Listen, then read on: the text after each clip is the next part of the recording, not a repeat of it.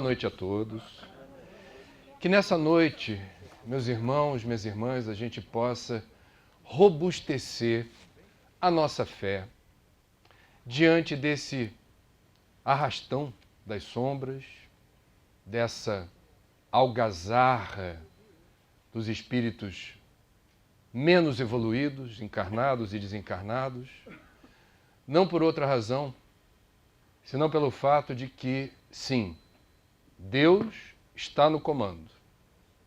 E nada, absolutamente nada, ocorre à revelia do Senhor da vida. Semanas atrás, eu recebi uma pauta para abordar novas estatísticas da violência no Rio de Janeiro e tive a oportunidade de conhecer um personagem que eu deveria entrevistar. Um pai com o coração despedaçado em frangalhos porque havia perdido o filho único num incidente violento, uma tragédia que fragmentou aquela família. O rapaz foi assaltado. Ele não reagiu, mas foi assassinado com 2 tiros. Uma história que se repete com alguma frequência, aqui e em outros lugares do Brasil e do mundo. Chegamos até o lugar onde ele trabalha. Ele disse que só não havia ceifado a própria vida porque precisava dar força aos outros membros da família e estava recebendo muita ajuda dos colegas de trabalho e dos amigos. Enquanto a equipe de televisão cuidava para colocar o microfone, ajeitar a luz, nós fomos conversando. Quando a equipe estava pronta, nós continuamos conversando. Eu pedi paciência à equipe porque eu percebi ali claramente a necessidade deste senhor desabafar. Ele estava muito desejoso de colocar para fora uma emoção muito dolorosa, de uma absoluta perplexidade e incompreensão com o que havia acontecido. Ele chegou a me dizer: André, perder um filho, evidentemente, já é algo extremamente doloroso, mas eu acho que eu conseguiria reagir melhor se fosse um acidente de automóvel, uma doença fatal, ou mesmo numa situação de assalto em que meu filho reagisse ou brigasse com o assaltante. Entretanto, não foi o que aconteceu. Ele não reagiu. E eu não consigo entender por que ele morreu nessas circunstâncias. Na hora, eu me lembrei de Divaldo, que disse, todas as vezes que perguntam para Divaldo, o que fazer diante de um pai ou de uma mãe que perde um filho? E Divaldo diz, não há consolo possível. Nós precisamos ter uma postura de acolhimento, hipotecar apoio, solidariedade de forma sincera. Não devemos ter a pretensão naquele momento, uma dor tão aguda e recente, de consolar, muito menos de doutrinar. O momento é de escutar. E foi o que eu estava tentando fazer ali. Num dado momento, eu me senti um pouco mais à vontade e a conversa ia longe, a equipe percebendo que a gente precisava ter aquela conversa antes. E eu procurei falar com ele sobre o tempo. Posto que, ao lançar o livro sobre prevenção do suicídio, conheci muitos pais que perderam os filhos em circunstâncias trágicas pelas portas do suicídio. E ousei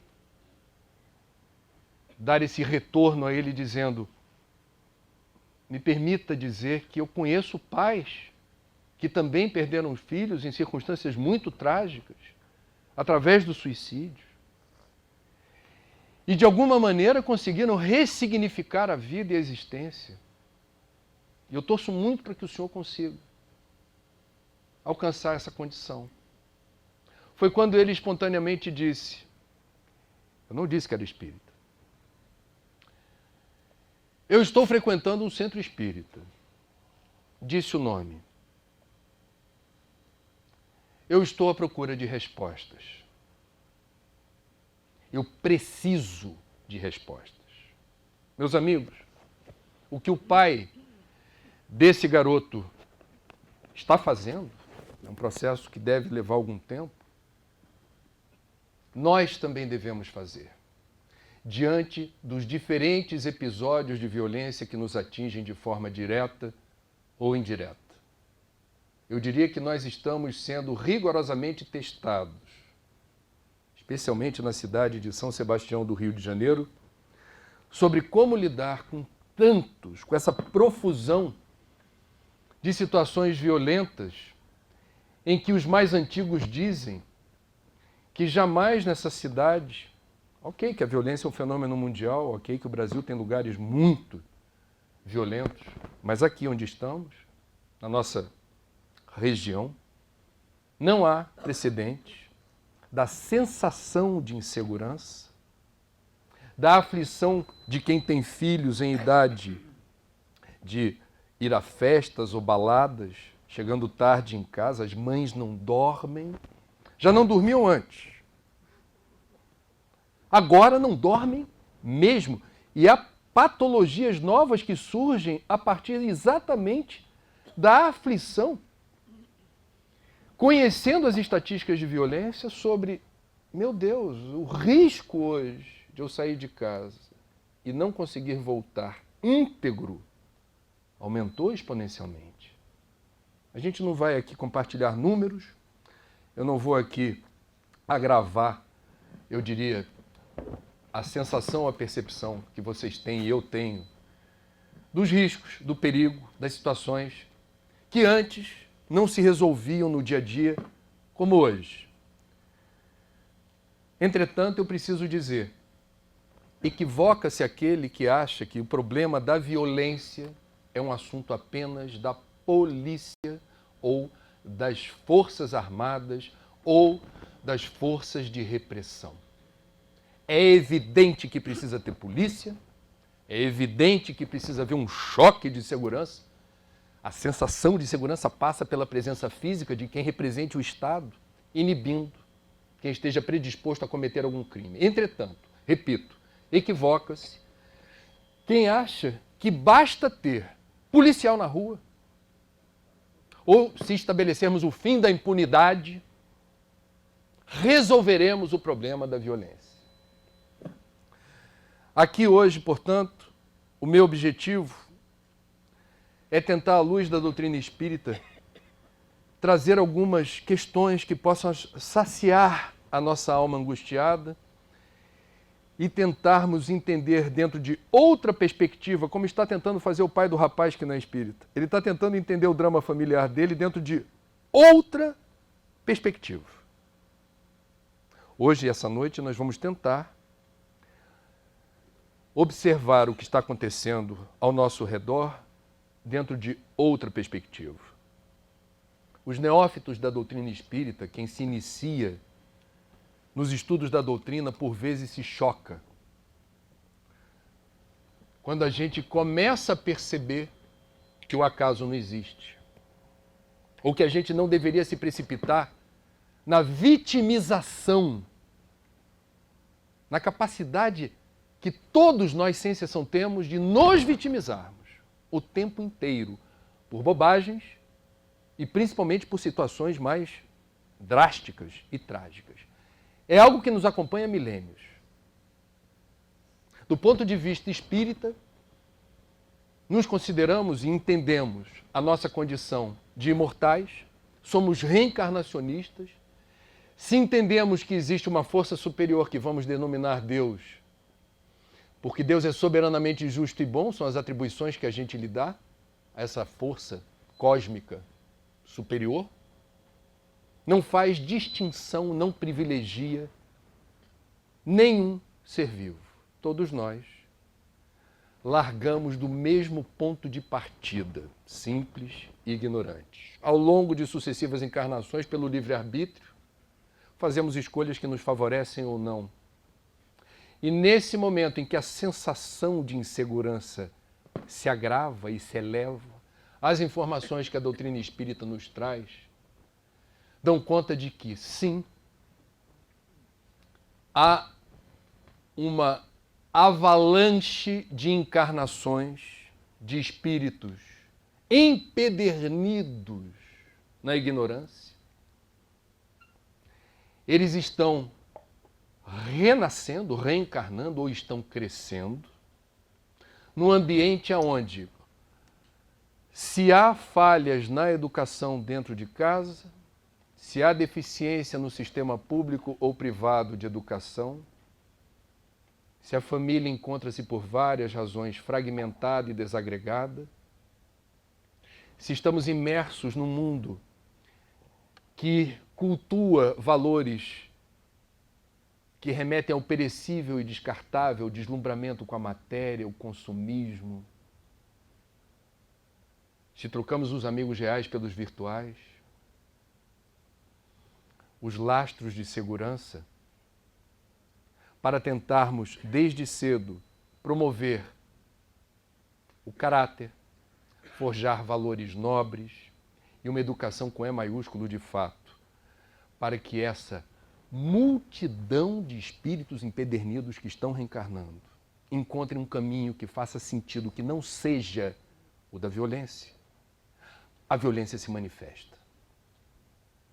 Então, uma informação preciosa que vem por Manuel Filomeno de Miranda, por Bezerra de Menezes, por Joana de Ângeles, é que nesse período de transição, quando a vibração do planeta se eleva, quando a gente é promovido na escala dos mundos e dos planetas, quando se vira a folhinha do calendário cósmico sideral e a Terra deixa de ser um mundo de provas e expiações para ser um mundo de regeneração, eleva-se a vibração, eleva-se a frequência do planeta e muitos desses espíritos simplesmente se percebem em dissintonia, em desacordo com a existência.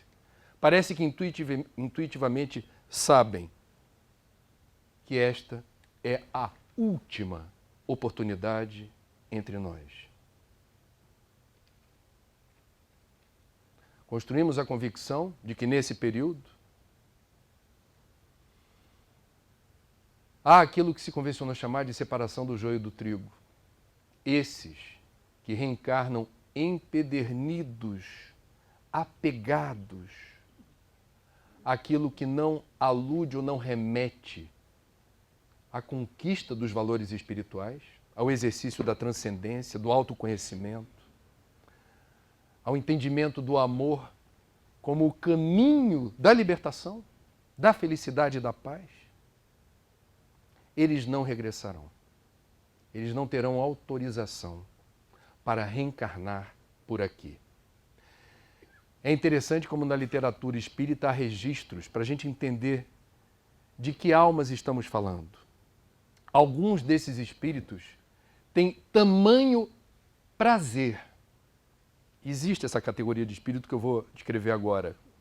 Em matar, em ser o executor da morte, do colapso orgânico de alguém, que são pessoas que se identificam muito com a tarefa, por exemplo, que se realiza nos abatedouros. Eu não estou falando de abatedouro industrial, que você aperta um botão e as coisas acontecem. Eu estou falando da maior parte dos abatedouros do mundo, que ainda consome muita proteína animal, e o processo de abate de um porco, de um boi, de uma galinha, de uma carne de caça, por vezes, em alguns desses espíritos, representa um prazer. O prazer de matar. De ver sangue, de ver o olho perder o viço, de rasgar a pele.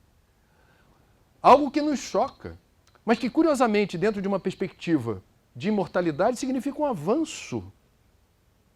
Está tirando as tripas de um porco ou de um boi e não de um ser humano. A outra perspectiva da violência exige que a gente não se apegue à foto, mas que a gente tenha a noção do filme. E é um longa-metragem, que não se resolve em 2 horas, São milhares e milhares de anos. Muito bem. No livro Após a Tempestade, de Joana de Ângeles, psicografado por Divaldo no ano de 1974. É engraçado que eu costumo usar esse livro para palestras que falam de sustentabilidade, porque é o livro mais ecológico da Joana.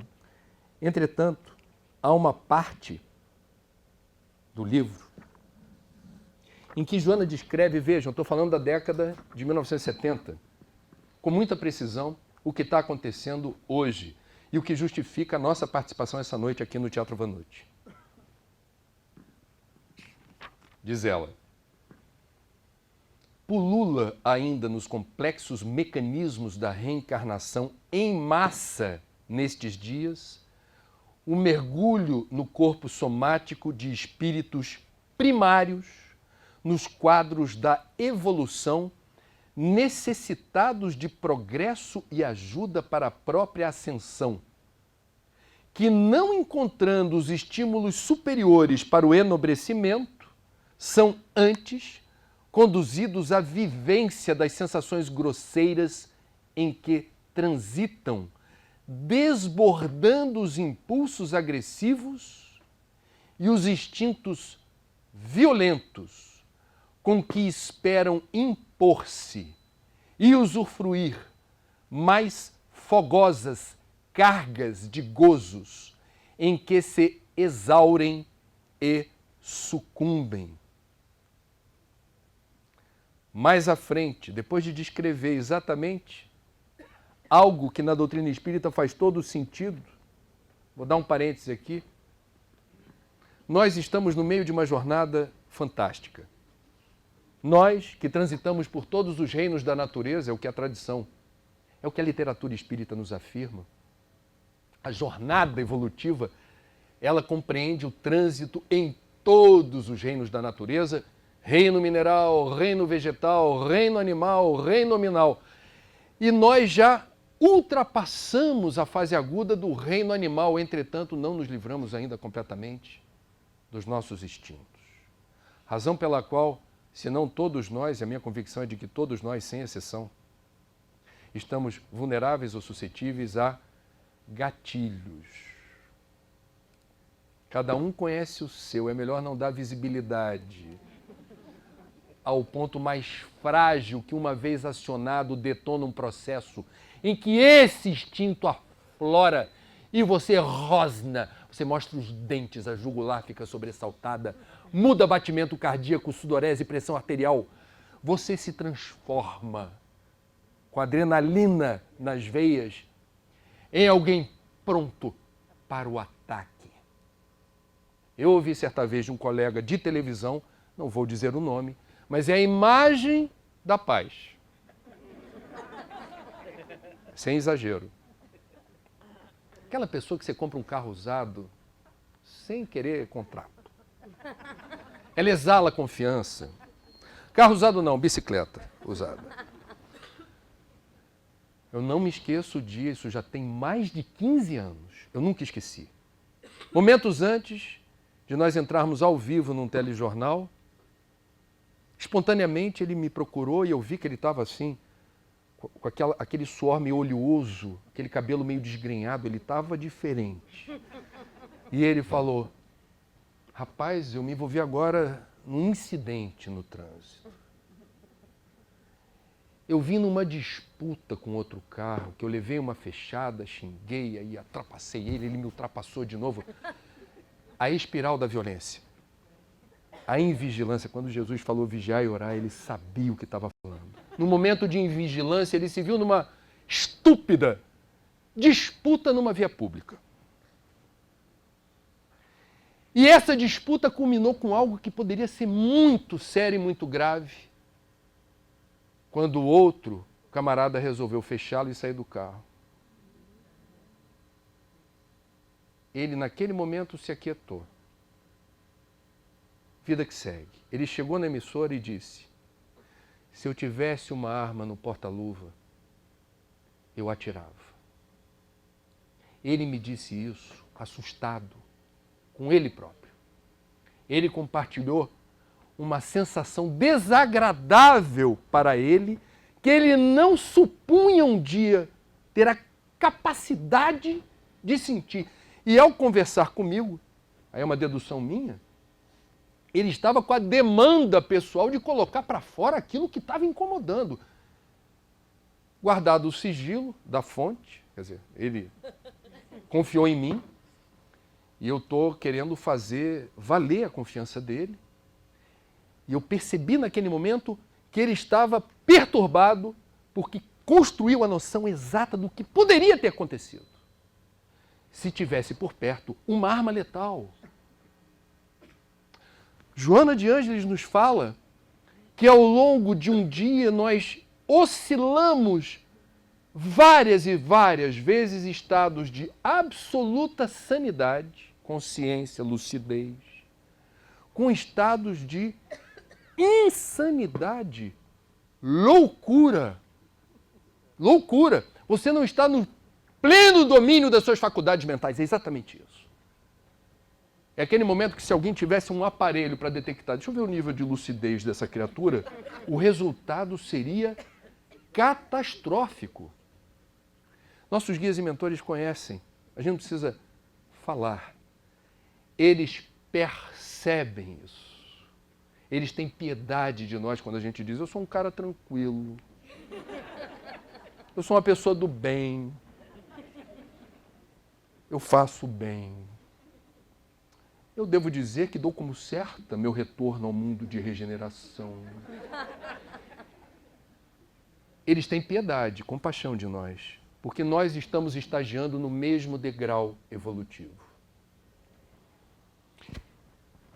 Joana termina esse diagnóstico dizendo: a terapêutica para tão urgente questão há de ser preventiva, exigindo dos adultos que se repletem de amor nas inexauríveis nascentes da doutrina de Jesus, a fim de que, moralizando-se, os adultos possam educar as novas gerações, propiciando-lhes clima salutar de sobrevivência psíquica e realização humana, a valorização da vida e o respeito pela vida conduzirão pais, mestres, educadores, religiosos e psicólogos a uma engrenagem de entendimento fraternal com objetivos harmônicos e metódicos. Aqui está para mim muito clara a sugestão ou convite à pedagogia do exemplo e da atitude. Quando fala assim, primeiro os adultos devem se harmonizar. Eles precisam estar intimamente serenos, tranquilos e exemplificar a paz ou estado de, eu diria, serenidade, lucidez, tranquilidade, conta até 10 quando algo não estiver dando certo. Não deixe aquele instinto animal subjacente à nossa condição evolutiva que dormita debaixo da nossa epiderme. Está lá, não cutuca. Relações viciadas, e isso faz parte do nosso nível evolutivo. Casais que se conhecem há muito tempo, pais que têm um relacionamento tenso com os filhos, por vezes nós sabemos exatamente qual é o ponto de vulnerabilidade que basta dar uma cutucada que o objetivo está alcançado. E qual é? Desorganizar psiquicamente, psicologicamente. Uma pessoa que deveria ser, justamente porque você a conhece profundamente, objeto do seu cuidado, do seu respeito. Faz parte do nosso nível evolutivo. Eu não vou ser hipócrita. Nós temos a nossa cota de crueldade. Quando eu falo isso, eu não falo isso para a gente dizer, a vida é assim. Não. Eu estou falando para a gente ter consciência disso e tentar desligar, amortizar, anular essa capacidade horrorosa que temos de desorganizar psíquica e emocionalmente alguém. Isso não nos favorece. Isso nos endivida perante a lei. Muitos suicídios, é um assunto que a gente estudou, são causados exatamente pela capacidade de pessoas próximas, por vezes, sistematicamente, desorganizarem o equilíbrio, abalarem a autoconfiança de alguém. Nós somos responsáveis pelos outros. Sejam os outros quem forem. Muito bem, meus amigos. Joana, portanto, está falando de educação. Educação não é por palavras, não é a parte mais importante da educação.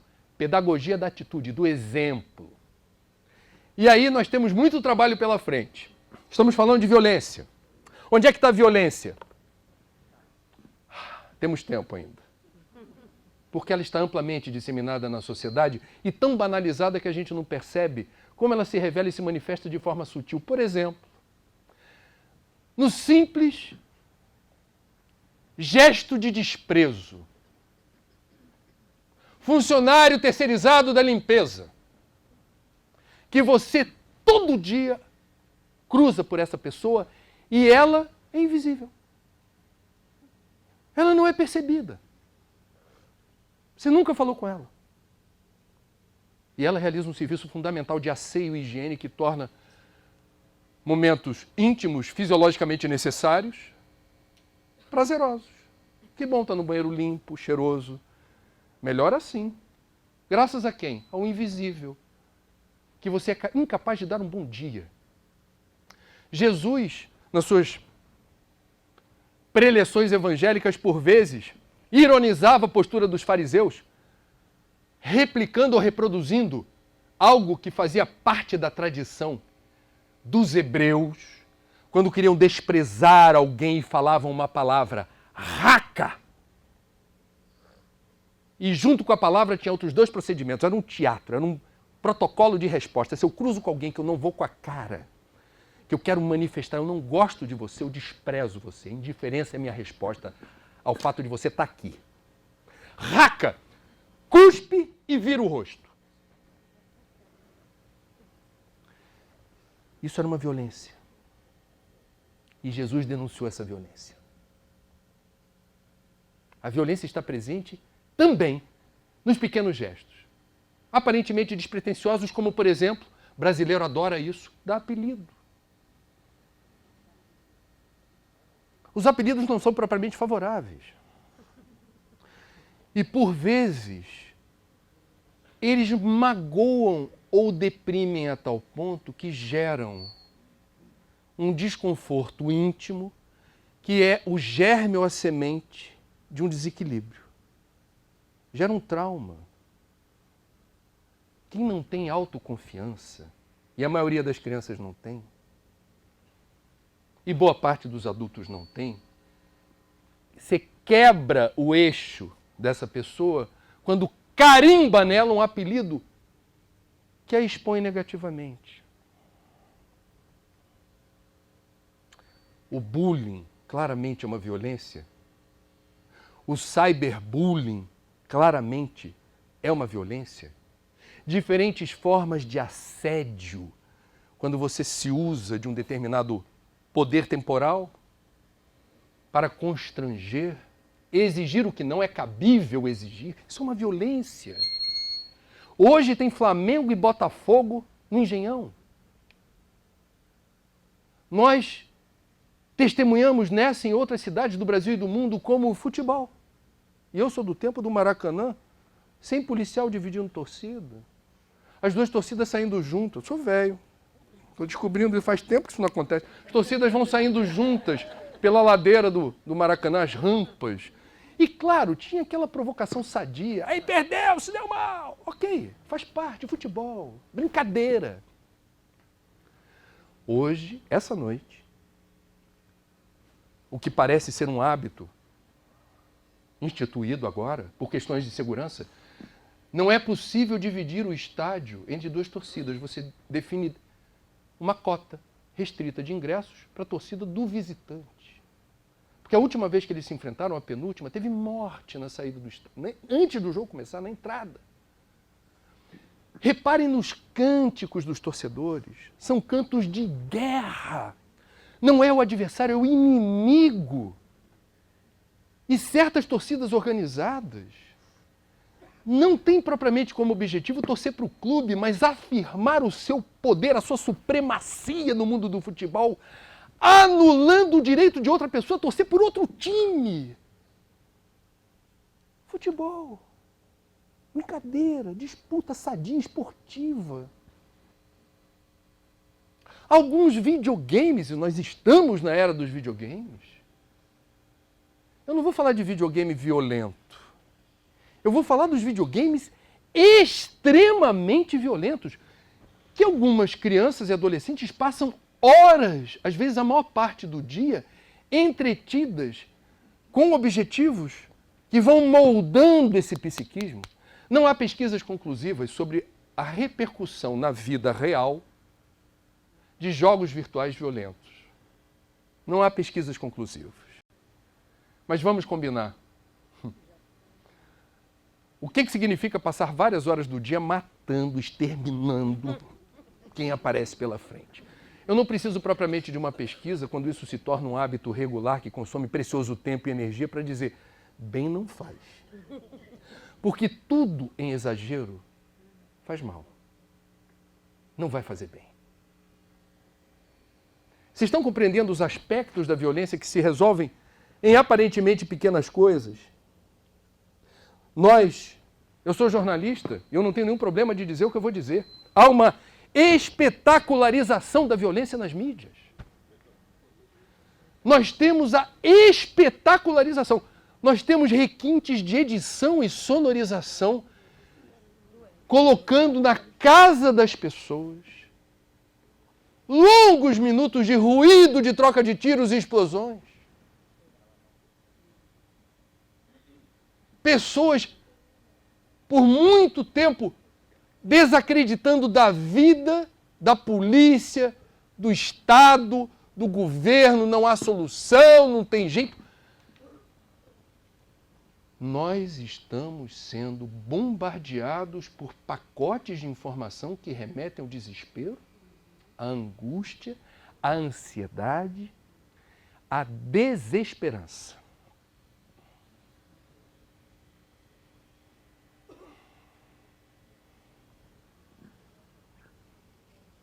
Bom, como é que a gente vira esse jogo? O que a gente precisa focar? E qual é a noção que a gente precisa construir em benefício da verdade? Paradoxalmente, nunca vivemos uma era onde tantas pessoas se preocuparam com os outros. Fato. Você conversa com um historiador e começa a dizer, o mundo vai acabar. O historiador vai olhar você com piedade. Vai falar, você quer conversar sobre isso? Porque é o seguinte, você pega, por exemplo, o Livro dos Espíritos, tem um capítulo do Kardec que os jovens, quando leem hoje, falam, nossa, que livro caduco. Porque Kardec teve que falar de duelo. Duelo. Feriu minha honra? Cadê minha luvinha? Vamos lá.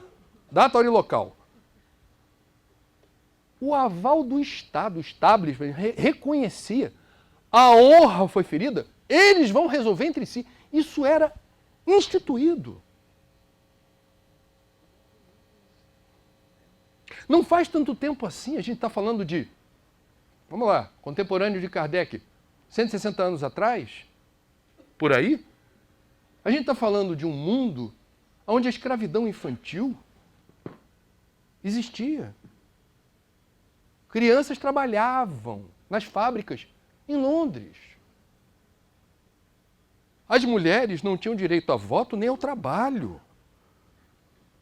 Nós tínhamos ainda a escravidão do Brasil. Não faz tanto tempo assim. Isso foi ontem. Então nós estamos hoje afirmando o que não existia há 150, 160 anos atrás, leis trabalhistas, carteira assinada, férias, previdência, Ministério Público acolhendo denúncia, eventualmente fazendo justiça, encaminhando para a justiça, para o Poder Judiciário, questões que antes eram resolvidas no braço. Ah, André, mas ainda tem muita injustiça, Fizeram a reforma trabalhista, não é mais tão bom assim. Meus amigos, repito, do ponto de vista histórico, nunca estivemos tão assentados e amparados em valores civilizatórios, numa cultura que respeita o direito. Até uma pessoa destemperada, como o atual presidente dos Estados Unidos, após os incidentes violentos de Virgínia, teve que vir a público condenar aquilo que ele pratica, com um discurso beligerante, sexista, homofóbico, etc, etc. Não quero entrar nesse território agora. Mas ele teve que vir a público. Por quê? Porque é um valor civilizatório. Ele foi dobrado pela liturgia do cargo. Você quer continuar sendo presidente dos Estados Unidos e respeitado? Vá lá e diga, mas não diga espontaneamente, de improviso não. Leia o TP. Desse assunto eu entendo, creiam. A declaração mais elevada e civilizada do Trump sobre os episódios de Jacksonville, Virgínia, ele estava atento ao teleprompter. Era uma questão de sobrevivência política. Muito bem. Meus amigos, qual é o caminho? Qual é o norte magnético da bússola? Para onde a gente precisa ir? De que jeito? A gente vai encontrar isso. Aliás, a gente vai encontrar as respostas para boa parte das inquietações que nos atormentam no dia de hoje, na atualidade, no Evangelho segundo o Espiritismo. A síntese das leis morais do Cristo, absolutamente atuais e relevantes, e que nos ajudam a serenar os ânimos e robustecer a nossa fé. Capítulo 9 do Evangelho. Bem-aventurados aqueles que são brandos e pacíficos. A violência é a arma dos fracos, dos inseguros, dos que não aceitam o diálogo, dos que não têm argumentos, daqueles que flagrantemente podem não saber disso, mas já perderam na largada. O uso da força é o recurso dos fracos. Bem-aventurados os mansos e pacíficos, porque eles possuirão a terra, porque serão chamados filhos de Deus. E de Jesus: aprendestes o que foi dito aos antigos, não matareis. E todo aquele que matar merecerá ser condenado pelo julgamento. Mas eu vos digo que todo aquele que se encolerizar contra seu irmão merecerá ser condenado pelo julgamento. Que aquele que disser ao seu irmão, raca, e vira o rosto, merecerá ser condenado pelo conselho. E que aquele que lhe disser, sois louco, merecerá ser condenado ao fogo do inferno. E é interessante que na codificação nós tivemos mensagens de espíritos que preferiram não se identificar. Não faziam questão de ter o nome eternizado, não era uma questão importante. E na parte que eu separei do Após a Tempestade, Joana, através da psicografia de Divaldo, volta ao livro que expressou esse tema com muita clareza. Joana diz: todos estamos engajados e ninguém se pode omitir, porquanto somos igualmente responsáveis pelas ocorrências da delinquência, da perversidade e da violência, esses teimosos remanescentes da natureza animal do homem, em luta consigo mesmo, para esculpir o bem e libertar dos grilhões do primarismo terreno a sua natureza espiritual. Toda contribuição de amor, como de paciência, prestem atenção nessa palavra, toda contribuição de amor como de paciência, toda dádiva de luz como de saber, são valiosa oferenda para o amanhã de paz e ventura que anelamos. Paciência, nos diz Joana, paciência, a paciência, é uma das mensagens, uma das duas mensagens de Joana que o codificador Joana não se identifica como tal, se identifica como um espírito amigo. Uma das mensagens é a paciência. Há alguma pessoa paciente aqui na plateia?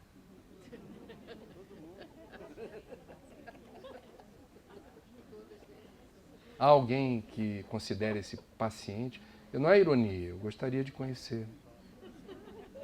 Não? Não? Eu não sou. E eu não tenho orgulho de dizer isso. Eu sou uma pessoa que tem um aprendizado duro pela frente, porque quem é impaciente sofre. Sofre. Sofre. O destino, o tempo inteiro, nos revela o tamanho da encrenca, que é não saber contar até 10, que é calar diante de uma ofensa, que é não ter orgulho de dizer: dou um boi para não entrar numa briga e uma boiada para não sair. Vocês conhecem esse ditado? Vocês já viram o orgulho de quem diz assim: eu dou um boi para não entrar na briga e uma boiada para não sair. A gente não ter orgulho de ser o tempo inteiro valente, bravo, corajoso. A gente saber calar. E a gente valorizar o que Joana diz na mensagem que aparece no Evangelho. Ela diz que a dor é uma bênção que Deus envia aos seus eleitos. Não vos aflijais, pois quando sofrerdes, mas bendizei, ao contrário, o Deus Todo-Poderoso que vos marcou pela dor neste mundo para a glória do céu. A mensagem não é muito extensa, mas eu não vou lê-la toda. Ela diz que a paciência é uma caridade ensinada pelo Cristo. Ela diz que a vida é difícil. A vida é difícil, eu sei. Ela se compõe de mil nadas que são picadas de alfinetes que acabam por ferir. Mas é preciso considerar os deveres que nos são impostos, as consolações e as compensações que temos por outro lado. E então veremos que as bênçãos são mais numerosas do que as dores. O fardo parece menos pesado quando se olha do alto do que quando se curva a fronte para o chão. O pai do rapaz, que eu citei no início da nossa conversa, ele está tentando enxergar o fardo do alto. Eu estou frequentando um centro espírita, ele me disse. Ele está tentando explicar a morte do filho único dentro de uma outra perspectiva. Esse é o exercício da espiritualidade e da transcendência. A maior parte de nós espíritas, quando não filhos de espíritas, aí aquilo se transmite geneticamente dentro de casa, a maior parte de nós espíritas somos egressos do catolicismo. E deixamos o catolicismo para trás porque a dor que nos visitou, a angústia de não ter respostas para questões fundamentais nos causou desconforto e fomos buscar aonde? A consolação, a saciedade dessa procura obstinada por respostas que emprestassem sentido à vida, à dor, ao sofrimento. No Espiritismo, tentar enxergar as coisas de outra perspectiva. A televisão está fazendo mal? Desliga. Alguém perto de você está replicando a retórica neurotizada da desesperança fruto do foco na fotografia, sem a capacidade de enxergar o filme. Se afasta. Muda o foco, muda a sintonia. Parte para outra. Nós precisamos buscar a nutrição espiritual adequada para o enfrentamento desses tempos. Isso exige método. Isso exige alguma disciplina. Não é fácil, mas é necessário. Aquele professor que virou celebridade porque numa escola municipal, se não me engano, situada no Complexo da Maré, tiroteio dia sim, dia não. Quando tinha tiroteio, garotada dentro de sala, levava todo mundo para o corredor, o professor pegava o violão, começava a cantar música. O que ele estava fazendo ali? Fluidoterapia. O que ele estava fazendo ali? Interferindo numa psicosfera em desequilíbrio. O adulto ainda processa a informação racionalmente e diz: Bom, essas paredes podem resistir a certas balas, outras não. A criança, ela está abalada pelos tiros. Os pais, a mãe principalmente, certamente falou: filho, se acontecer isso, aquilo, você já sabe o que fazer, que eu já te ensinei. É um desespero. E qual é o papel da música? Tranquilizar, serenar, se descolar um pouquinho daquela realidade sensorial hostil, do risco imenso que eu estou correndo, e ainda que seja por breves instantes, o meu foco vai estar aonde? Na melodia. Ah, vou prestar atenção agora que eu conheço a letra, vou cantar. Eu estou aqui, não estou lá. A violência está lá fora, eu estou aqui. Estou aqui com os meus amiguinhos, estou aqui com o meu professor, eu estou no foco. Esse professor mereceu ter a visibilidade que acabou tendo. Porque ele não buscou isso. Ele se tornou, porque virou referência. Qual é o papel do educador numa cidade em guerra? Quando eventualmente a escola se transforma em trincheira, em refúgio. Qual é o aprendizado? Seja qual for a situação, haverá um jeito da gente lidar com ela. Para tudo, há um jeito. Há uma solução. E se acontece comigo, com a minha família, uma tragédia? Deus queira que não aconteça. Mas se acontecer, nos lembremos. A morte não existe. O acaso não existe. E a gente sempre terá a chance de ressignificar a vida aguardando o momento do reencontro. Quem parte em circunstâncias violentas e se organiza e se reequilibra no plano astral, não deseja que você permaneça em sofrimento aqui. Os nossos entes queridos que partiram em circunstâncias violentas, o que eles mais querem, eles estão melhor do que nós, é que a gente não reverbere a dor causada pela partida. Mas como é difícil na condição de pai ou mãe praticar isso. Chico Xavier teve que, por orientação espiritual, reservar boa parte do seu tempo e de sua energia no messianato mediúnico, fabuloso que ele teve, para acolher quem? Pais e mães, que seguiam em caravana sistemática para Uberaba, para pedir o quê? Alguma coisa que lembre que meu filho ainda existe, que está em algum lugar, eventualmente que possa falar comigo. E ele sempre diz, o telefone toca de lá para cá. Não podemos criar expectativas. E ele também imortalizou uma frase muito bonita. Isso também passa. Isso, essa psicosfera desorganizada causada pelo embrutecimento das almas em função da violência, vai passar. Essa programação que todos nós temos quando vamos para a rua, parece que a gente está indo para um campo de batalha. Qualquer aproximação suspeita, a gente já tem um protocolo de reação. Ou eu encaro o rato que ruge, ou eu fujo. Nós estamos neurotizados. A gente percebe o quanto a gente está neurotizado com a violência quando a gente sai do Brasil. Certos países do mundo, a gente demora um tempo para perceber.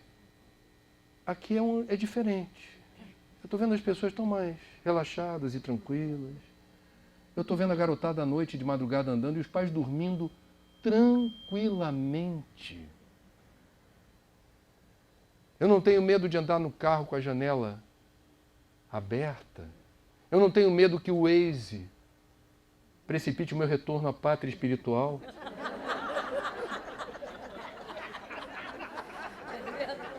Tem que ter humor, né? A gente não pode ficar falando só. Mas vocês sabem, eu já cobri pelo menos 2 situações muito difíceis do Waze levando turistas. Eu fiz uma reportagem com motoqueiros italianos, motociclistas italianos, depois houve turistas argentinos que queriam conhecer o Corcovado. Simples assim. Acionaram o aplicativo. O aplicativo fez o que se espera de um aplicativo. Qual é o caminho mais rápido? Numa cidade com os probleminhas que nós temos, o caminho mais rápido não necessariamente é o mais indicado. Então, feliz daquele que consegue reagir com humor às situações difíceis da vida. O Jô Soares, certa vez, imortalizou numa frase a opinião dele sobre suicídio. Ele disse: o suicídio é a maior demonstração de falta de humor.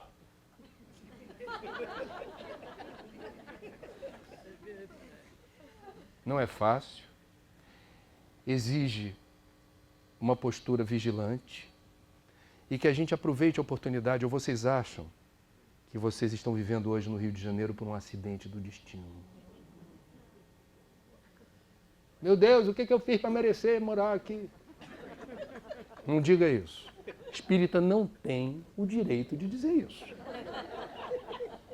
Você é brasileiro, carioca ou mora no Rio. O que mora no Rio ainda fica mais perplexo. Porque há uma razão. E a razão não é se acovardar, não é agravar a neurotização, não é ter uma postura, eu diria, de hibernação da consciência, seguindo o fluxo desse arrastão vibratório da mediocridade com que a gente explica a violência. Tem que ter polícia! Forças Armadas!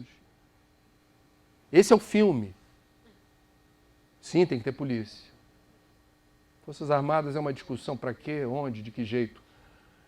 Não resolve só com isso. Não resolve o problema da violência achando que violência é caso de polícia apenas. Isso também passa.